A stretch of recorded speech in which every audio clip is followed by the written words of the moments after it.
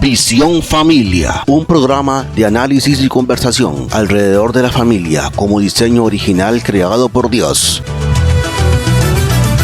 Muy buenas tardes a todos, que Dios les bendiga de manera muy especial su programa Visión Familia con ustedes una vez más. Como siempre estamos aquí a pie de cañón deseando, y es nuestra mayor y mejor intención, que ustedes puedan tener luz acerca de todas aquellas cosas en las cuales personas, lamentablemente tenemos que decirlo de esta forma, gente con buena intención, porque nos gusta ver que hay gente que tiene deseos de defender la vida, la familia, de pararse firme, pero lamentablemente tenemos también que darnos cuenta que no todo lo que sale en las redes sociales es cierto, y nosotros tenemos que irnos a la base, a la fuente, para que nosotros podamos verificar dicha información y de esta manera nosotros podamos hacer un mejor trabajo como defensores de la vida y la familia, y lleguemos a ese público que necesita informarse realmente y desechar todas aquellas mentiras y falacias que se propagan a través de las redes sociales.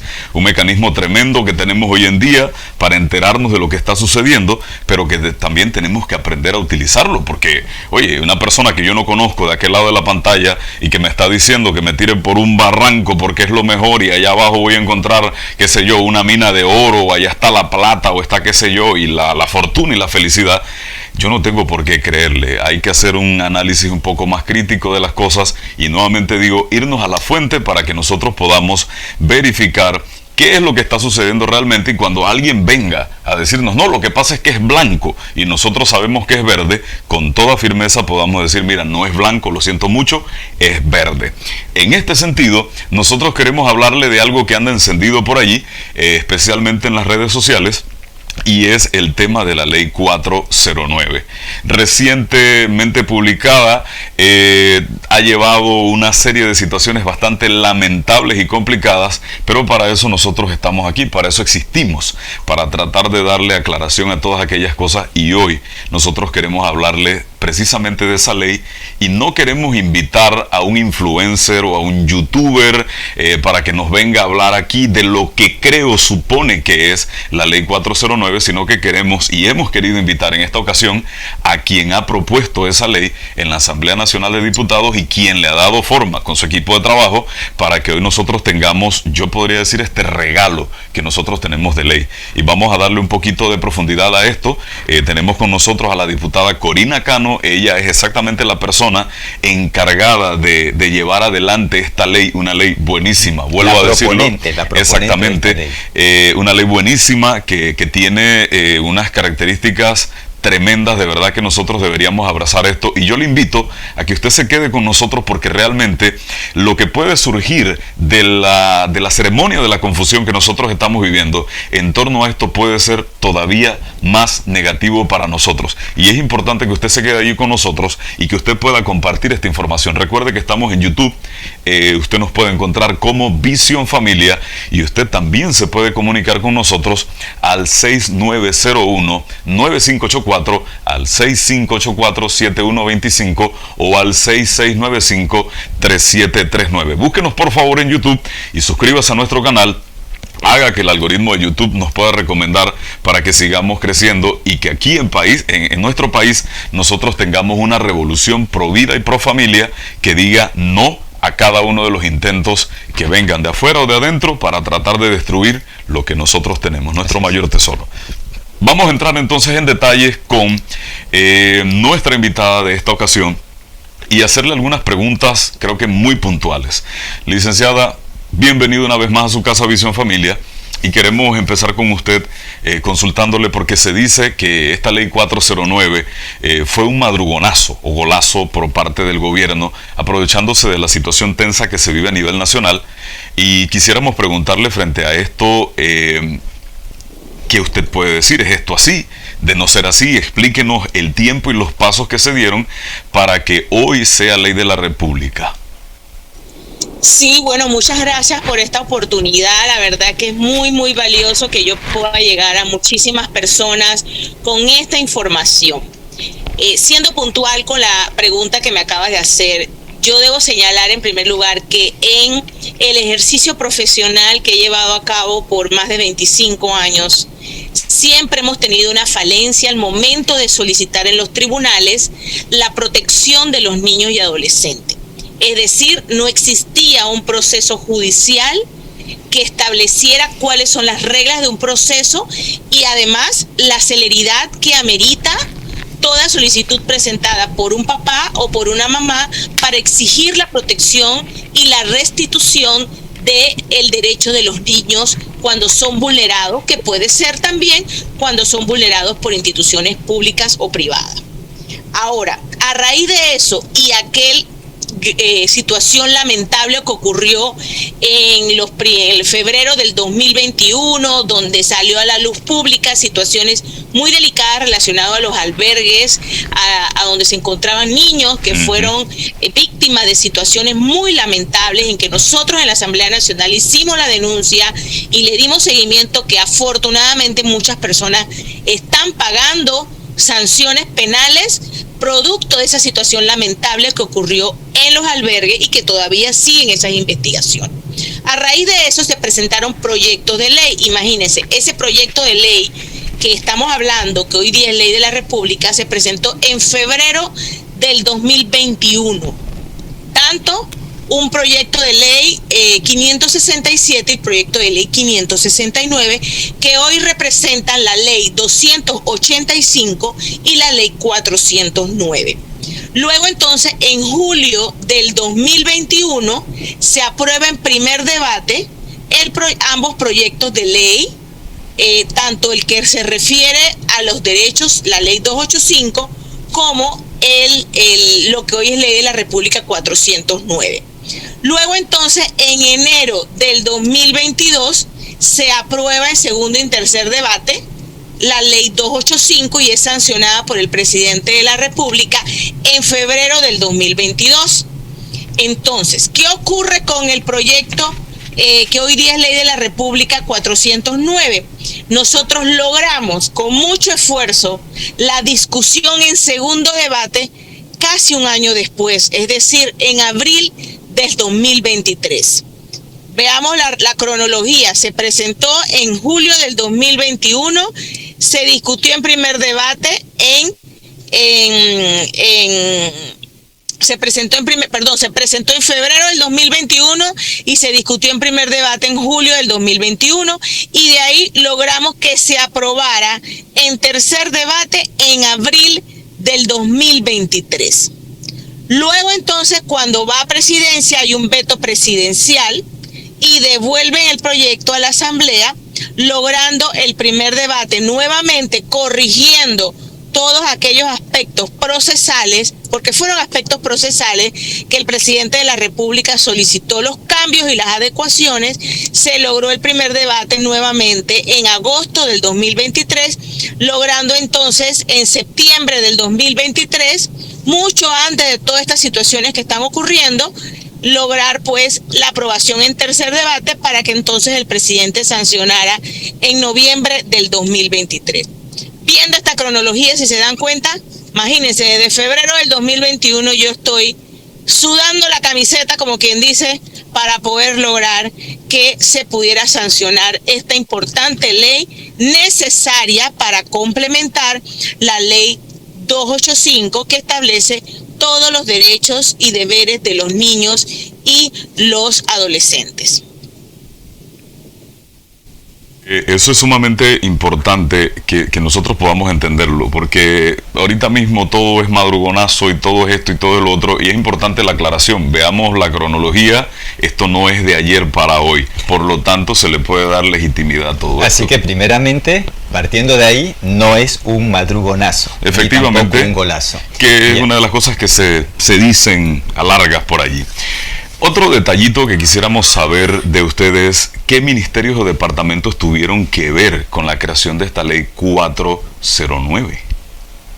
Mira, precisamente cuando inició toda esta discusión de la importancia de establecer un sistema de protección integral de niñez y adolescencia, que es lo que corresponde al contenido de la ley 285, se incorporaron todas todas las instituciones, ya sea el Ministerio de Desarrollo Social, el CENIAF, todas las instituciones públicas, inclusive la sociedad civil, tuvo una participación muy importante. Las iglesias participaron activamente porque nos interesaba echar adelante tanto el proyecto, la ley 285 y esta ley 409. Tuvimos que hacer la división de estos proyectos porque uno se refería a los derechos y obligaciones y deberes, de los niños y adolescentes, que incluía precisamente la importancia del respeto de la patria potestad en cuanto a la crianza y las atenciones que requieren los niños, poniendo a la familia, por supuesto, como el eje fundamental de la sociedad. Y precisamente esta ley 285 respeta todos estos derechos. Nosotros nos encargamos que fueran aspectos innegociables, que estuviese la familia como eje fundamental de la sociedad. Los padres, los principales responsables de proteger a sus hijos. Lo otro, el derecho a la vida desde la concepción. Y un aspecto muy importante que yo quiero aclarar aquí es que únicamente se debe tomar como base legal para las decisiones en relación a los niños y adolescentes es la Constitución de los Derechos del Niño, que es del año 1989. 1989. La ley, ahora el Código de la Familia, que ha quedado pues un poco rezagado, y ahora la ley 285, y que la ley 409 solamente se puede basar en estas normativas. ¿Por qué llamo la atención en eso? Porque otros sistemas de protección de otros países, y tal cual como fue presentado estos proyectos a Panamá, esta es como la cuarta vez que se intenta presentar el sistema de protección integral de niñez y adolescencia en Panamá, yo quiero que la ciudadanía esté tranquila, que ahí están todo lo relacionado a la patria potestad, está lo relacionado al respeto al derecho a la vida desde la concepción, las normas y la base fundamental que deben decidir todos los aspectos relacionados a niñez y adolescencia. Eso está allí y se tiene que tomar en cuenta únicamente convenios y tratados internacionales ratificados por la Asamblea Nacional. Es más, en la ley 285 existe una norma muy importante que tengo que mencionar para poder entonces aterrizar en la ley 409. La ley 285 establece un artículo importante que la gente no conoce, que es el artículo de referencia. Es decir, todos los funcionarios que nos representan ante organismos internacionales tienen que observar la legislación vigente, tienen que observar nuestra Constitución Nacional. No podemos permitir, ni en esta administración, ni en las que vengan, que los embajadores ante los organismos internacionales, ante la OEA, ante la ONU, desconozcan nuestra legislación nacional y nuestras leyes vigentes. Y la ley 285 dice que todos aquellos aspectos relacionados a niñez y adolescencia tienen que hacer referencia a las leyes que se han aprobado en Panamá y a los convenios internacionales de Panamá. Son leyes hechas por panameños con la anuencia y la participación de los panameños y para nuestros niños y adolescentes panameños. Es una ley totalmente distinta a lo que pasa en Canadá, a lo que pasa en México, a lo que pasa en Colombia, lo que pasa en Perú, en Chile y en otros países. Panamá tiene que sentirse tranquilo porque nosotros hemos avanzado con leyes de protección de la niñez, pero a favor de la familia, a favor de la niñez, preservando siempre y en todo momento nuestra facultad como padres de orientar a nuestros hijos. Entonces significa, diputada, que la diferencia que hay entre la ley 285 y la 409 es de carácter jurídico. Mire, le explico un poco. ¿Qué ocurre? Este proyecto, hoy día Ley de la República, que es la Ley 409, se refiere exclusivamente al proceso judicial. Tal como explicaba anteriormente, no existía un proceso especial judicial para tramitar las medidas de protección que se solicitan ante un juzgado. Esto daba como resultado que los procesos demoraban. Yo por lo menos tuve casos que demoraban 2-3 años, a veces hasta más. A veces utilizaban este tipo de procesos para dilatar y que la juez o el juez no pudiera decidir inmediatamente medidas de protección a favor de los niños y adolescentes. Entonces, esta ley lo que establece es una norma procedimental para que todas las personas, los usuarios del sistema que quieran una medida de protección, sepan a través de esta ley a qué juzgado tienen que ir, cómo solicitarlo, qué presentar. Las fechas de audiencia no pueden ser todos, se establece oral y se establece virtual. Hay novedades fundamentales que garantizan la celeridad en las medidas de protección. Y eso da como resultado también que el juez de primera mano tenga las pruebas de parte y parte para poder decidir rápidamente las situaciones de protección de nuestros niños. Conocemos a papás y a mamás que presentan solicitudes de protección a través de sus abogados y todo es dilatarlo, mientras un papá sufriendo o una mamá sufriendo porque no hay decisiones por parte de un juez, porque no existía el procedimiento. Ahora existe un procedimiento, ahora hay temas fundamentales que los jueces van a poder decidir de una manera rápida y expedita, porque el procedimiento ya está claramente establecido. Se ha señalado con esta ley que son medidas que toma un juez especializado. Imagínense que esta ley establece todo lo relacionado a los métodos alternos de solución de conflictos. Da la oportunidad de que las personas puedan explorar acuerdos dentro de un proceso de protección. Eso era necesario para poder restituir el derecho vulnerado de ese niño. Un papá preocupado por su hijo, quiere que se le presente una medida de protección. Aquí también cuando hay alguna sospecha de algo, de alguna situación particular de un niño, porque el niño no quiere visitar a su papá o porque no quiere regresar a donde la mamá.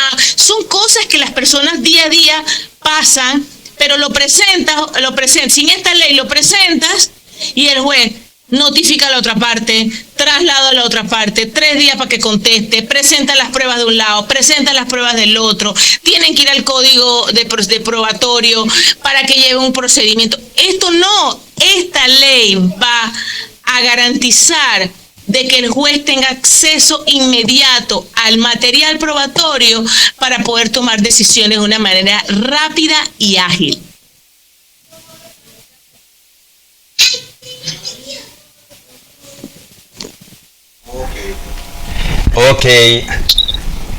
Ok, estimada diputada, muchas gracias por esto, esa aclaración que usted está dando a todo el pueblo, y pues frente a esa opinión, eso que anda circulando de que esta ley es dañina en contra de nuestra niñez, pues ya ustedes están escuchando de viva voz de su proponente, la diputada Corina Cano, si esto es así o no. Ahora bien, diputada, ¿qué hay de cierto que esta ley cercena la patria potestad de los padres sobre los hijos, dándole todo el derecho al Estado?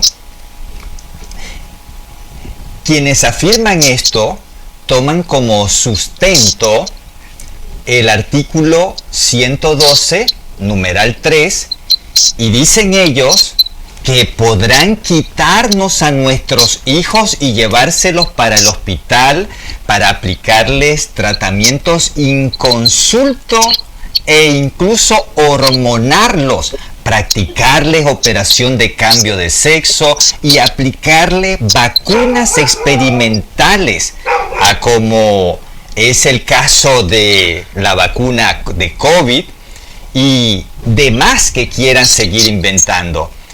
Todo Sí. esto en ausencia u oposición de los padres, porque esto ha sido el detonante, diputada, cuando sale esa expresión en ausencia u oposición de los padres. ¿Qué nos puede usted explicar sobre esto?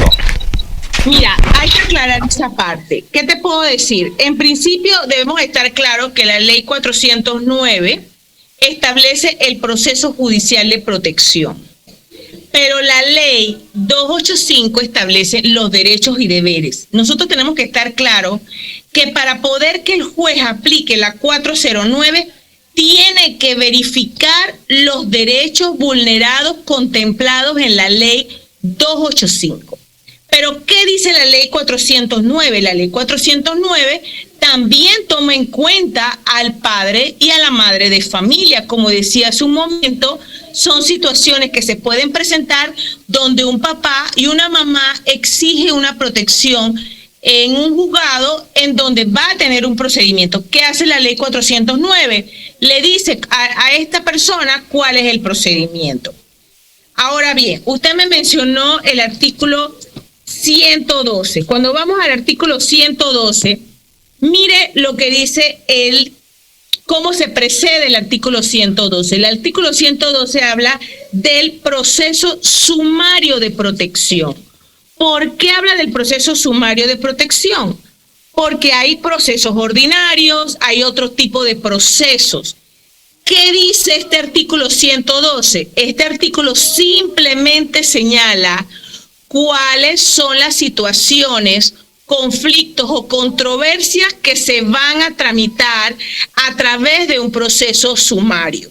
Pero cuando usted va al numeral ese que usted me menciona, que es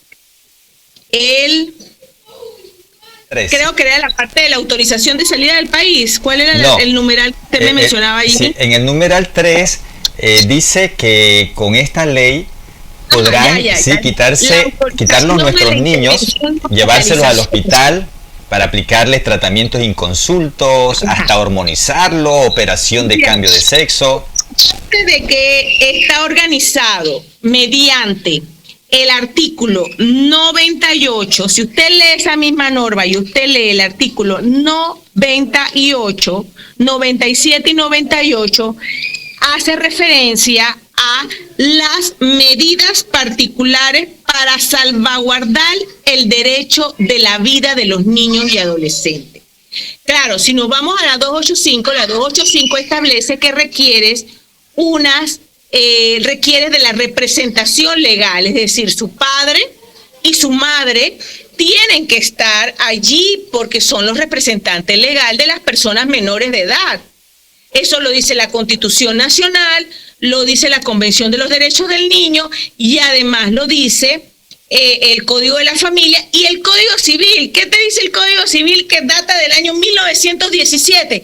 Que un menor de edad requiere la asistencia de su papá para poder tomar decisiones, porque no actúan por sí solos, requieren de un representante legal. ¿Y quiénes detallan en el Código Civil quién es su representante legal? Su papá y su mamá.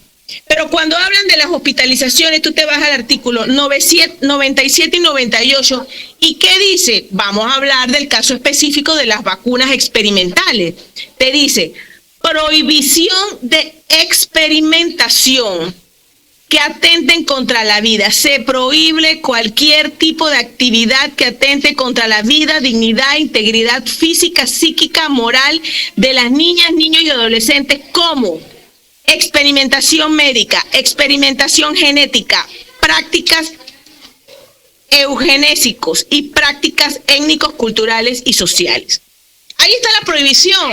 Si este proyecto de ley hubiese existido en el momento en que se hablaba de la vacuna del COVID, por poner un ejemplo, si esta ley hubiese existido, no se hubiese podido hablar absolutamente de experimentar con nuestros niños y adolescentes la vacuna del COVID.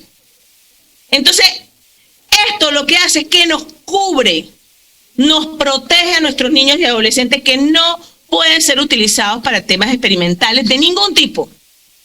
Entonces, si la norma te lo prohíbe, ¿cómo va a ser? Hay personas que hacen referencia con esta ley a la parte de lo que es la reasignación de sexo, o que los niños pueden ahora pedir cambiarse de sexo como ocurre en otros países como en Canadá, Estados Unidos y otros países. No se puede. ¿Cómo? ¿Por qué no se puede? Porque el derecho al cambio de sexo, reasignación de sexo, no existe en nuestra legislación.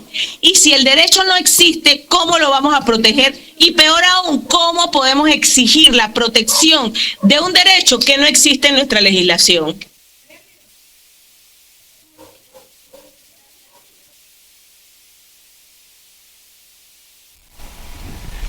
Ok, entonces, ¿podría usted también explicarnos ese punto para profundizarlo un poco más de qué sucede cuando ya sea que como padres estamos ausentes o nos opongamos a que nuestros hijos sean tratados en el hospital? ¿Cómo cabe esto? Porque esta es una de las preocupaciones que hay en nuestra ciudadanía, porque muchos nos dicen, oiga, pero es que ¿cómo van a hacer algo inconsulto? O incluso si yo me opongo, ¿cómo es que a la fuerza me van a llevar a los hijos y le van a aplicar, sepa Dios qué clase de tratamiento? Entonces, ¿cómo nos explica usted esa figura allí, ese momento donde estoy ausente o me opongo y por encima de eso me van a llevar a mi hijo al hospital? Y un detalle importante también, que creo que esta es una de las cosas que ha hecho saltar las alarmas en este sentido, especialmente con el tema de la vacuna COVID, porque se habla de la protección en contra de cualquier tipo de medicamento experimental, pero resulta que el tema de la vacuna COVID nos las vendieron como el cura todo. El que se pone la vacuna COVID ya incluso tiene un pase para ir al cielo, y nunca se le dijo a la población, porque no fue la intención jamás, de decirle a la gente que esto era algo experimental. Los datos que han salido después, que no los hemos conseguido por parte del gobierno exactamente, sino investigando por cuenta propia, nos han dicho que esto era un desastre, que esto no debía aplicarse en seres humanos jamás, y no se le dijo a la población. Entonces, el tema es que la ley dice específicamente el tema de que no se pueden aplicar vacunas experimentales o cualquier otro tipo de medicamento experimental. Sin embargo, ¿qué pasa cuando se vende? Y se vende con esta presión tan brutal que hubo de decirle a la gente, si no te vacunas te mueres de hambre porque no puedes ir a ningún lado, pero jamás dijeron, es que es experimental y a ver quién pone el brazo para experimentar con él. Y hago este hincapié porque sabemos que una de las cosas que ha saltado las alarmas en torno a esta ley, que sabemos que tiene la intención de protegernos contra esto, ha sido precisamente el tema de lo que acabamos de vivir recientemente con el tema de la vacunación obligatoria. Bueno, mira, yo en lo particular te debo señalar que el tema de la obligatoriedad sobre esta vacuna, yo siempre tuve mis aprehensiones al respecto y debo ser honesta sobre este tema, y tuve mis aprehensiones, por supuesto, porque realmente yo creo que el nivel de desesperación que había con respecto a cómo combatir el COVID, yo creo que todos pasamos por eso. Gracias a Dios, pues es un tema que ha venido se han venido investigando sobre eso, como todas las vacunas realmente, donde al final los años deciden si es buena o es mala una vacuna. Y realmente el tema aquí es que si la ley establece en su artículo 97 medidas particulares para salvaguardar el derecho a la vida. Cuando un juez o el Estado interviene con respecto a este tema, ya sea que un papá esté ausente o que simplemente, no ausente de que no estaba, no, ausente, vamos a decir que falleció el papá, por ejemplo. O, qué sé yo, estamos hablando de que en realidad la norma habla cuando son asuntos de urgencia, que ni Dios quiera un niño está, qué sé yo, lo atropellaron en la calle y no se sabe quién es su papá ni quién es su mamá. Y el médico dice, ¿sabes qué? Hay que hacer una cirugía de corazón abierto. Entonces ahí es donde el médico dice, tengo que hacerle esa cirugía porque si no se me muere el niño. Le hace la cirugía y aún así el médico tiene que ponerlo de conocimiento al juez. ¿Por qué? Porque el médico tuvo que tomar una decisión en ese momento. No estamos hablando de tratamientos porque, qué sé yo, porque la chica se quiere poner un implante mamario, por decir algo, ni se quiere hacer algo estético, se quiere hacer una cirugía en la cara. No estamos hablando de nada de eso. Estamos hablando de situaciones de urgencia. La norma te dice claramente que son situaciones de urgencia y que no se hace la intervención quirúrgica o el tratamiento, puede poner en peligro la muerte o sufrir daños irreparables en la salud física del niño y del adolescente. Entonces, ¿qué ocurre? La ley lo que dice es eso. La ley dice que el doctor, el médico, tiene que salvaguardar la vida del niño. Claro, si está su papá y su mamá, por supuesto que hay que pedirle permiso. Inclusive, hay una norma aquí que te dice claramente que el niño y la niña y el adolescente, en casos de ausencia, ¿y qué puede pasar? Oposición de alguno de los padres. Pero la mamá está convencida de que hay que hacerle la cirugía, porque el tratamiento, porque hay que darle el medicamento, porque tal y cual. No estamos hablando de nada de eso, de reasignación de sexo, ni tratamiento, tomar hormonas o testosterona para poder lograr los efectos que causan este tipo de tratamiento. No se trata de eso, se trata... ¿Por qué? Porque yo pienso que un médico aquí en Panamá, como no está autorizado a hacer ese tipo de tratamientos o cirugía, no se va a arriesgar, porque hoy en día nuestros médicos, ¿qué dice su reglamento? Que ellos tienen que salvaguardar la vida de las personas. Hacerle una reasignación de sexo o hacer cambios hormonales o testosterona o ese tipo de cosas a un menor de edad, yo estoy segura que ningún médico se va a arriesgar a esa responsabilidad, porque los médicos están para curar enfermedades, no para hacer tratamientos que pudieran causar efectos adversos a la salud de un niño o un adolescente principalmente, porque si es un adulto, bueno, el adulto es responsable y se lo quiere hacer. Y pienso que ni siquiera es un adulto, porque tú hacer este tipo de tratamientos en un adulto, ¿qué va a ocurrir? Estás afectando la salud física, emocional de una persona. Ya ha pasado. Hay muchos casos a nivel mundial que se ven de este tipo, de que a los menores de edad le da cáncer porque toman testosterona a los niños cuando quieren ser transexuales y quieren cambiar de sexo. Ya está comprobado que eso se está dando. Los panameños no estamos para eso porque no está en nuestra legislación, no está permitido y no se puede dar. No estoy segura que ningún médico se va a atrever a estar haciendo tratamientos de ese tipo, que son estéticos o que son de otro tipo, que no es para salvaguardar la vida de los niños. Solamente eso puede ocurrir si está en peligro la salud y la vida del niño. Efectivamente. Sí. Sí, y hay algo pues que entonces yo quisiera señalar, diputada, porque usted nos ha planteado la figura de cuando se está ausente. Entonces, pero tenemos la otra figura que plantea el artículo 112, que es uno de los puntos que tiene alarmado bastante a la sociedad también, y es cuando dice o que esté presente pero se opone.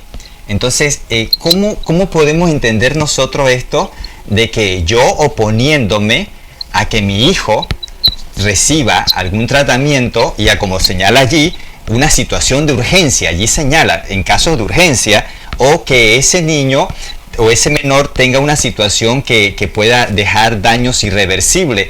Pero si me opongo, entonces ¿cómo cabe el que por encima de mi voluntad van a llevarse a ese niño para el hospital?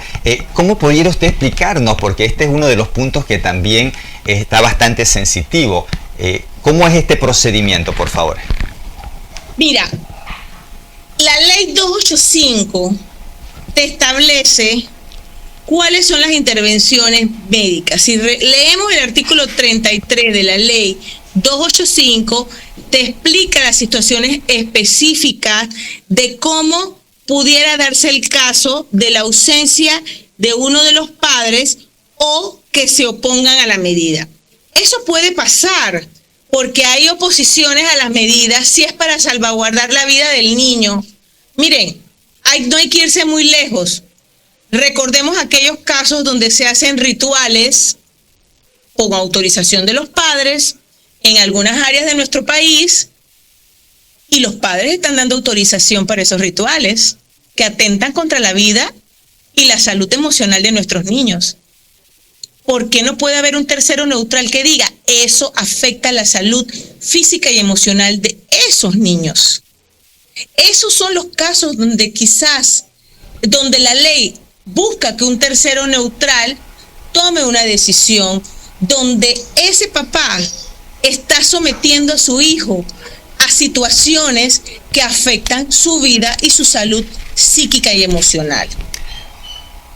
Ok, entonces también pudiéramos analizarlo a la luz de aquellos padres que digan yo tengo formas de curas alternativas, tradicionales, hierbas, medicinales, etcétera, y pues no quiero que mi hijo reciba atención médica porque yo con el té de la raíz tal, por citar un ejemplo, yo me lo voy a llevar para mi casa y lo voy a curar. Entonces, pues me da la impresión pues que también esto enfoca a esa situación donde médicamente o científicamente está evidenciado el carácter de urgencia que tiene ese menor de ser atendido y que definitivo no sería correcto pues que dejara de recibir una atención médica para ir a algo que en verdad esto no tiene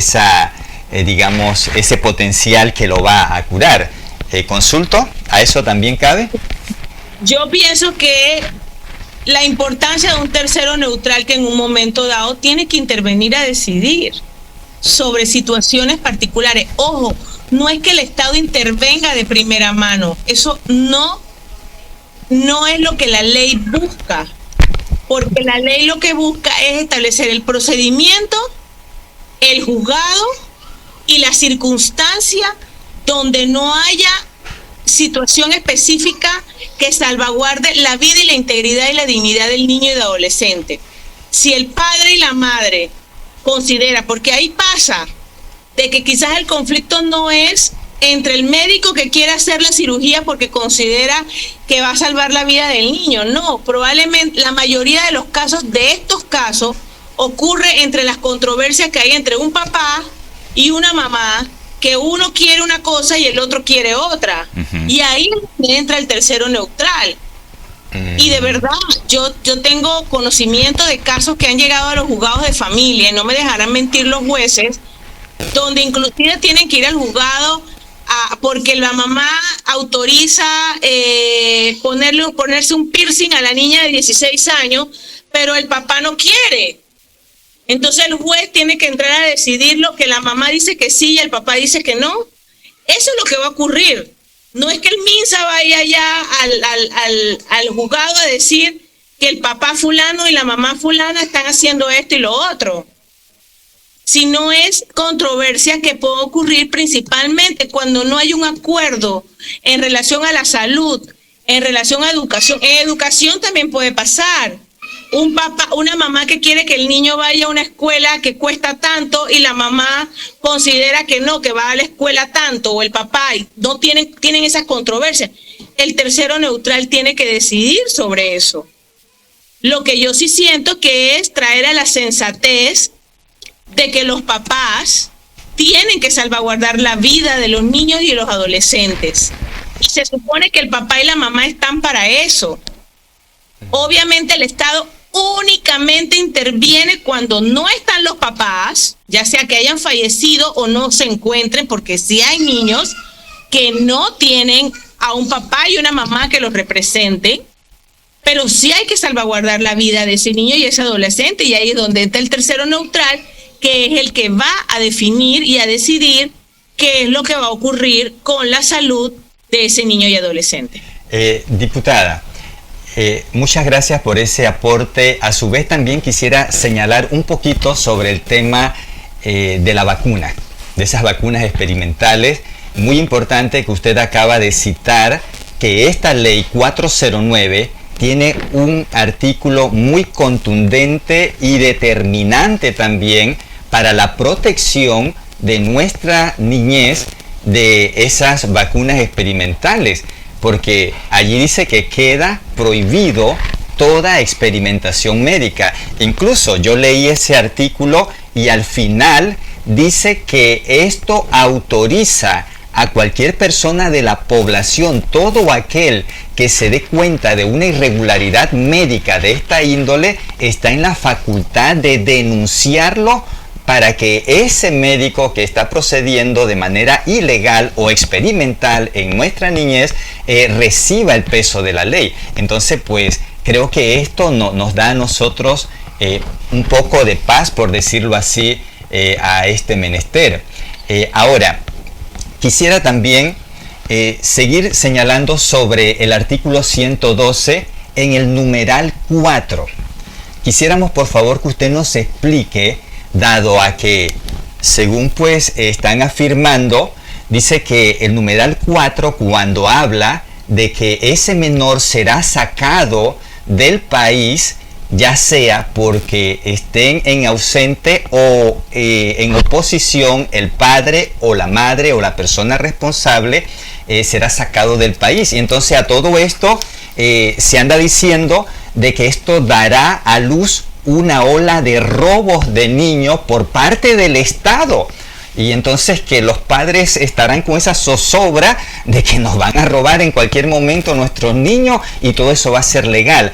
Quisiera por favor que usted nos explicara cómo es que esta figura de que van a ser sacados del país en ausencia o en oposición. Existen dos situaciones particulares a nivel legal.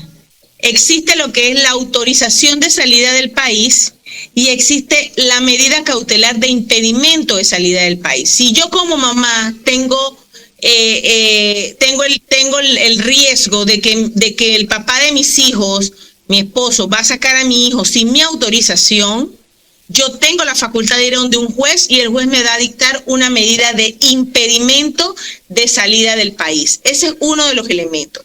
El segundo elemento es, si yo le pido permiso a mi esposo para sacar a mi hijo del país y mi esposo me dice, no quiero que salga el niño del país, ¿qué me toca a mí como mamá? Ir a un juzgado y solicitar la autorización de salida del país.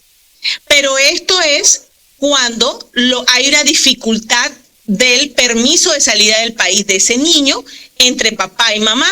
Hoy en día, el juez autoriza la salida del país y normalmente, hasta donde los casos que yo logré ver sobre este tema, tienes que poner la fecha de salida y la fecha de regreso para salvaguardar los derechos del niño que vuelva a su domicilio habitual, que es Panamá. Hay casos donde el juez niega la salida del país porque quizás la mamá consiguió un trabajo en el exterior o se quiere ir a vivir al exterior y se quiere llevar a los niños, y el juez que ha dicho por jurisprudencia y por resolución, no te lo puedes llevar porque vas a afectar la relación del niño con su papá, respetando el derecho de patria potestad que tiene el padre y la madre de ejercer ese derecho con relación a los niños. Así que por ese lado estamos tranquilos. Lo que habla la ley sobre la ausencia, la ley 40, creo que es, de migración, te dice que cuando el padre ha fallecido, ¿cómo vas a pedir el permiso del padre que ha fallecido?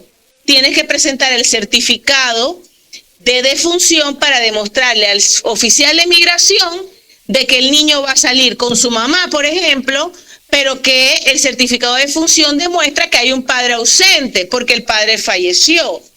La otra circunstancia es que cuando el padre, por ejemplo, vive en el exterior o vive en otro lugar o simplemente no se sabe dónde está el papá, el juez tiene que decidir si el niño sale o no. Ese es el tipo de ausencia que habla la ley. No es una ausencia donde vas a poner un edicto, donde no sabes dónde está el papá, donde te van a sacar tus hijos sin tu autorización. No.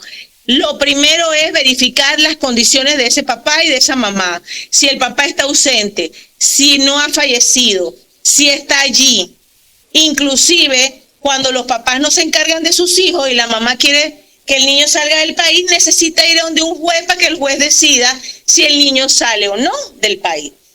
Eso de que el Estado no puede abrir acción judicial de ningún tipo, ni menos en situaciones de salida del país. Por el contrario, es el Estado el que tiene que garantizar que ese niño no salga del país, salvo que esté autorizado por su papá y por su mamá, o salvo que tenga una situación particular que el juez haya tenido que decidir. Y cuando un niño sale por autorización judicial, tiene que llevar la copia autenticada de esa resolución y un oficio, que es una nota que se le dice a Migración: el niño va a salir de tal fecha a tal fecha. Ok, muy bien. Es importante que nosotros nos demos cuenta de todo lo que está sucediendo en torno a esta ley. Para aquellos que nos acaban de sintonizar y dicen, bueno, ¿y esta gente de qué están hablando? De la famosa ley 409 que está dándole la vuelta al país con un cúmulo de desinformación que nos está llevando al borde de una situación complicada solamente por la desinformación de algunos que, con su buena intención, lo hacen, y otros de mala intención están propagando esta información tan falsa. Sí. Entonces estamos haciendo, y queremos decirle, tenemos algunas situaciones y pedimos disculpas porque esto lo estamos haciendo en vivo. Esta es una llamada en vivo, y aquí está saliendo lo que está saliendo. Entonces es importante que ustedes tomen eso en cuenta, y algunos detallitos de ruiditos al fondo ustedes lo puedan dispensar. Pero queremos hablar de algunos puntos muy positivos, elementales, antes de que el tiempo se nos acabe. Tenemos escasos 9 minutos para terminar, pero queremos hablarles de algunas cosas que están saltando por allí, y es el tema de ¿a qué se refiere, por ejemplo? Uno de los términos bastante significativos o notables es ratificados por la República de Panamá y no contravengan nuestro derecho interno, el cual aparece en diferentes artículos en esta ley, cuando habla que dentro del paraguas de recursos legales que se aplican para la protección de la niñez y adolescencia, ese término es citado especialmente cuando se apega al uso también de tratados, convenios o instrumentos internacionales. Y la verdad es que a nosotros, cuando se nos habla de convenios o instrumentos internacionales, nos preocupa mucho, por cuanto sabemos que en los mismos hay una gran cantidad de este tipo de ideología de género que quiere venir ahí camuflajeado, y hemos notado que este término se reitera bastante en los artículos 3, 7, 13, 29 y 48. Para que haya un poco de paz y sosiego en nuestra población, usted le puede explicar a qué se refiere eso en breve tiempo. Mira, nosotros hemos observado, y no desde ahora, desde los años 2004, 2003, quizás desde antes, en donde se ha tratado de darle potestad, por poner un ejemplo, a comités de derechos del niño, a convenios, acuerdos, ese tipo de cosas, y inclusive a convenios donde los que representan a Panamá en los organismos internacionales nos dicen: ese es un compromiso que adquirió Panamá en X país.